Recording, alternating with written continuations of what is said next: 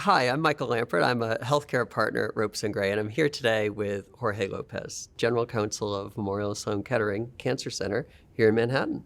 Great to be here, Michael. And as I looked at a few things beforehand, obviously we've been lucky to know Memorial Sloan Kettering for a while, but certainly recognized as a place of firsts, and discovered in 1902 it was the place of the first cancer research fund in the United States. And in 1927, it was the place of the first fellowship for higher training of physicians. And for the past 30 or so years, it's been number one or number two, according to the wizards at the U.S. News and World Report, for cancer hospitals. That's right. And so I've certainly known it as a place for where people go to get care if they get the diagnosis that they never, ever want to get. But you know it from the inside. So, yeah, it's an incredible place. I've been lucky enough to be the general counsel at Sloan Kettering for the last 7 years. I brought a prop with me that you can have after our talk if you want. So here is the MSK logo, and what you'll notice is that there are 3 lines. And the 3 lines stand for the 3 components of MSK, what we are all about. And those are patient care, research, and education. And let me say a word or two about each one. So first, patient care. I think what stands out the most about our patient care is the highly, highly specialized nature of it. It's not just that we're a cancer hospital. It's that we're a cancer hospital that can treat any kind of cancer, even the rarest kind of cancer. And I think it is literally true that there has not been a cancer diagnosed that is not a cancer that someone at MSK has seen before. And there are other aspects of our specialization too. We have surgeons who do hundreds and hundreds of procedures treating cancer care, where in comparison at other institutions, those kinds of procedures might be done really rarely, once in a blue moon. So our patient care really stands out. That's the first pillar. The second pillar is research. And as you alluded to, we have always been at the very forefront of cancer research. The Sloan Kettering Institute, which is one of the corporations that makes up Memorial Sloan Kettering Cancer Center, has been the site of many of the groundbreaking discoveries that have been made over the course of the last 100 years in cancer care, in cancer research. And what we're really proud of, what we take really immense pride in, is what we call the virtuous cycle of our research. And so what that means is that our research is translated to the bedside so that our patients get the benefit of all the leading advances in cancer research. And then in turn, what we find out at the bedside further informs the research. And we have probably more cancer clinical trials going on right now than anywhere in the country. MD Anderson might be kind of in the same neighborhood as we are, but we are certainly the place where more research, more important research, is being done in cancer than anywhere else in the country, and really anywhere else in the world. So that's the second pillar. And then the third pillar, and one frankly that often gets overlooked, is education. So one of our missions is to train the next generation of cancer clinicians and researchers. And I think it's fair to say that there are oncologists, surgeons, and other cancer caregivers who have been trained at MSK that are all over the country and indeed all over the world. So as I think I read of MSK's mission as being ending cancer for life. Yep. And so how do you think of you and your colleagues and the legal department and lawyers for MSK helping to end cancer for life? So MSK is a big organization. We have 20,000 employees.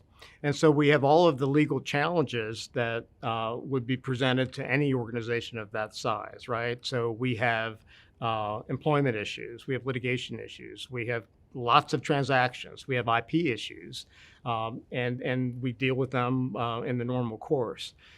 But some of the things that we work on really do bear a direct relationship to our mission. And those are very exciting for our team to work on. Let me mention a few. And you and your colleagues at Ropes have helped us on some of these matters. So one is just a very specific thing, but it's meaningful. One of the issues in healthcare for a hospital is what kind of assistance can you provide patients other than financial assistance for the patient care that they get, right? For the cancer care that they get. What other kinds of assistance? Help with rent, other kinds of help that may not bear directly on the patient care experience, but that are important for the patient and may make it possible for that patient to receive care and to receive it effectively, right? So there are a lot of rules around that, as you well know, and you guys have been very helpful in advising us how we can provide that kind of help to patients. So that's number one. And then a second thing, one that you yourself have been very involved in, is we view our mission not just as taking care of cancer patients in New York City, but patients in the region, patients across the country, patients internationally. And for us to be able to do that, to provide care to those different localities and geographies, we need to affiliate oftentimes with other institutions. And those are very complex situations where doing it the right way legally is hugely important for the success of the venture, right? And so you guys have helped us quite a bit in making sure that those affiliations are on solid legal ground. That's number two. And then a third one that I'm especially proud of. Because I was MSK's lobbyist in Washington before coming here, government relations is part of the legal department at MSK, and it reports to me. And one of the successes that we had in the last couple of years, which has meant a lot in terms of patients getting access to MSK, is legislation that we advocated for in New York State that made it so that in every Medicaid or Affordable Care Act plan in the state, that plan is required to include in their network any NCI, National Cancer Institute designated cancer center, which of course includes MSK. And the reason that we felt that that was a necessary legal requirement is because before we put that requirement in place, Medicaid plans in New York didn't want any part of us because they viewed us as a magnet for very sick, costly patients. And so what happened was that we weren't in their networks, and as a result, Medicaid patients had a really hard time getting care at MSK because they didn't know about us. We weren't in their network, right? We weren't on the website. So now with this law, we are now in network for almost all of the big, I think all of the big and almost all of the entirety of Medicaid plans and ACA plans in New York. And that has made a tremendous difference. We've had a very significant increase in the number of Medicaid patients that we treat by virtue of this law. I think it is the main reason that we've seen that uptick in Medicaid patients getting access to MSK. How do you think about it personally, right? I imagine one could finish the day tired and finish the day satisfied, right? Perhaps in equal measure from given what you're doing. But how personally do you think of your role, the role of your colleagues, as you are doing your work for Sloan Kettering? I'll say a couple things about that. One is that that our mission really drives what we do, and frankly, I think it motivates many people who are on our team to stay at MSK as opposed to doing some of the other things they could be doing. And frankly, some of those other things are more financially rewarding, right? One big one is that everyone buys into the mission and they understand and appreciate the importance of what we're doing in fulfilling our mission. That is a big part of what our legal team is about. And from a personal perspective, my family has been lucky. We haven't had cancer touch our immediate family.